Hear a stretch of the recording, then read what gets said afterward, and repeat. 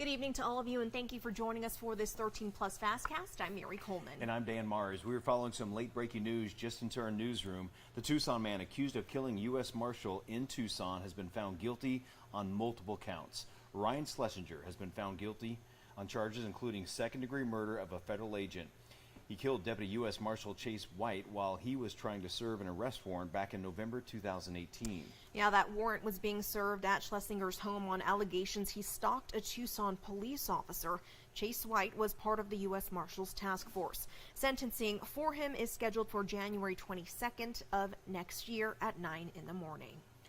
After serving Pima County for nearly 3 decades, a Pioneer supervisor is stepping down.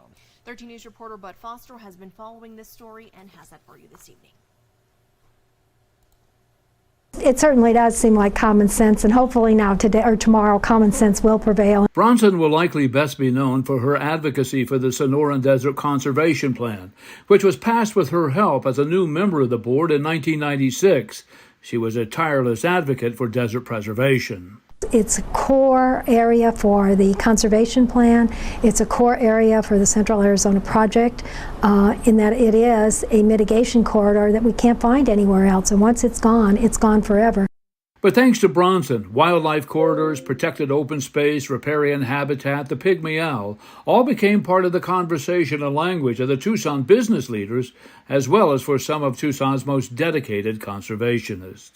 She was a big part of just kicking off and cheerleading for the Sonoran Desert Conservation Plan. Not only, when it first got kicked off, but developing a lot of the policies. She's just been there every step of the way. When a rainstorm washed away her county-owned car near Oracle Road in 2016, Bronson was submerged in the canal, and she told News 13 she felt she was going to die. Sharon, I have to ask you, did you think you were going to die? I did. I just didn't think I was going to make it by the time I got rescued. My car, I was up past my waist in water, so I have never been happier to see a fire department in my entire life. What do you want to say to those guys? Oh, they're heroes. They're my heroes. But who were not her heroes were the marchers in Charlottesville in 2017, where a protester died. Bronson was quick to respond to a fellow board member who seemed to support them. I think she needs to apologize to this community, and I'm a member of this community. So you're asking for an apology? I think it would be appropriate. Bronson also lost a friend and colleague on the board, Richard Elias, in 2020, and it was as the first female board chair that she led a tribute, which became a controversial stance. I think in honor of his memory, we should do what he wanted us to do, and that was shelter in place. And if you're going out, wear face masks. Tucson police say they have arrested a man for a deadly stabbing from a couple of weeks ago. Robert Hance is charged with murdering Daniel Flowers. Police say they found the victim in the road near 12th and Irvington. They haven't said what led up to the stabbing just yet, but Hance is being held on $725,000 bond.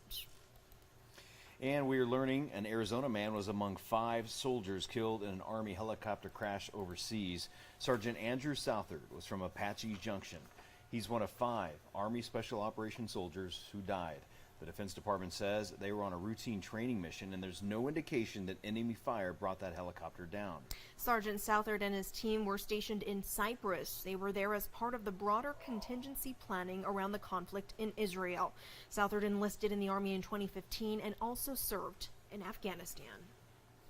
Shipping containers that have been used as a border wall are now finding new life in Midtown Tucson. Yeah, a nonprofit that is hoping to create housing for young adults from the foster system has a plan for these new containers. 13 News reporter J.D. Wallace shows us what they have to work with. Take a look inside. There's work to be done on 2 of these 20-foot-long containers, but nothing that holistic transformation, changing hearts, minds, and communities, says it can't handle. We're just pleased, excitement, I guess. It's like, it's a journey. Brian Benz says it was an 11-month journey to get these 2 20-foot-long shipping containers from the state. They were used on the border wall, and they were bought sight unseen. Everything that I had been led to believe is that they weren't going to be usable to be able to turn them into houses. And after getting them, I'm very pleased. They're in better shape. And this is a D quality, so this is the worst the state had. And so we feel that with the modifications that we're going to put on them, that it'll be a nice one-bedroom house when we're done with it. That one-bedroom house will likely be one of 8 for holistic transformation, changing hearts, minds, and communities to help young adults aging out of the foster system. There's a great need. The community will also house a resident navigator to help with life skills for the residents to become self-sufficient. And there were times where I didn't believe it was going to happen. The organization bought a lesser-used 40-foot-long container to set up as a prototype. If Ben's gets more containers from the state, they will also have to be 40-footers, which is something they must consider. Making a home out of 2 20-footers provides a more open floor plan. Whatever they decide, Ben says they remain committed to this community becoming a reality. I think you have to have a stick-to-itiveness, if you will. You've got to put your, if you will, nose to the grindstone, and not get discouraged. You know, you have to feel that this is the right direction, and you have to keep working hard at it. 2 more of these 20-foot containers have been donated, which is why the layout for the community expanded from 7 to 8 structures. But the city must still approve permitting. From Midtown, J.D. Wallace, 13 News. All right, thank you, JD. Most Americans think the U.S. economy should be in fairly good shape by this time next year. That's according to the October survey of consumer expectations released by the Federal Reserve Bank of New York today. The data shows that consumers expect inflation will decline slightly a year from now to 3.6%. When it comes to spending, those expectations came in at 5.25%, which is well above the pre-pandemic level of a little more than 3%. Consumers also expect that the nation's unemployment rate will be lower in a year. All right, listen up to this story. New research shows older people with mild hearing loss are at a greater risk of falling. The study conducted at UC Health in Colorado did not explain why hearing loss increases the risk, but researchers found hearing aids can help prevent people from falling, especially if they wear the hearing aids consistently. Yeah, the study found people who wore hearing aids had about 50% less chance of falling compared with people who did not wear them at all. The risk fell even more for people who wore their hearing aids at least 4 hours a day.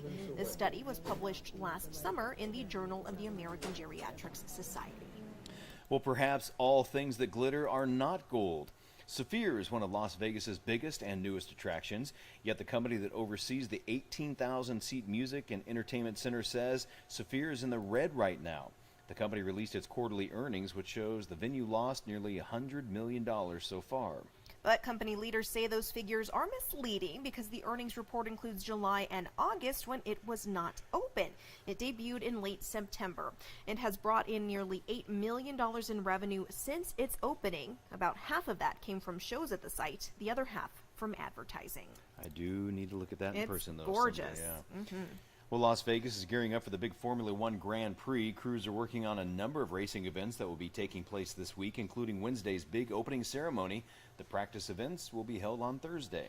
The qualifying day is set for Friday, and the official Grand Prix race day will be held Saturday. The race will feature a 3.8-mile track, which will let drivers fly by landmarks, casinos, and hotels in the heart of Sin City, all while reaching speeds of up to 212 miles per hour. Dan, lots of eyes on this because it went up so quickly. So a lot of people are keeping their fingers crossed that it goes on, without a hitch, because it's kind of scary. Need for speed. Indeed. Well, a town in Italy is on high alert as a lion roams around the streets. Very exciting. Patrick Cornell has the story in Take a Look at This.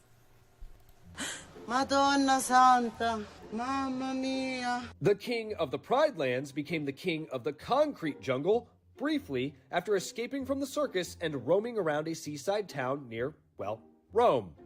Authorities believe the loose lion was the result of sabotage and is being investigated.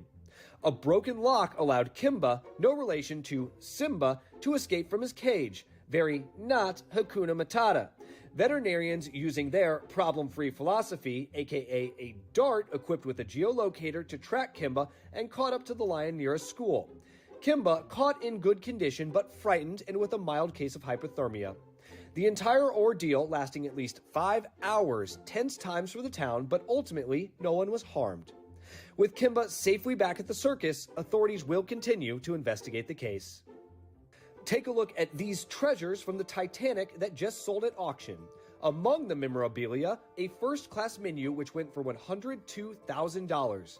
Heavily water-stained, it shows oysters, sirloin, and parsnips were up for dining just days before the doomed ocean liner went down. It's the only menu left in existence from the night of April 11, 1912. The Titanic sank on April 15th. Also on the auction docket, a tartan blanket recovered from a Titanic lifeboat. It fetched $117,000. And a pocket watch belonging to a second-class passenger sold for $119,000. It marks the exact moment the Russian immigrant went into the water. The watch was the most expensive item sold at the auction. For Take a Look at This, I'm Patrick Cornell. Oh, what a neat timepiece, huh? Absolutely, very cool looking. And that lion roaming Italy, I don't know, I wouldn't be as calm as that lady just outside taking video of a lion hanging out in her yard. There's a lion rolling there's by. a lion, let me make sure to get it on video instead of running in my house to be safe, but hey. Then we wouldn't have the video, Mary. Exactly, you know, you're right, you're right. Well, we hope you all have a great evening. Pretty chilly out there, I would say. Yeah, as we leave you tonight with a beautiful shot from Mount Bigelow, the city lights of Tucson, please join us for 13 News.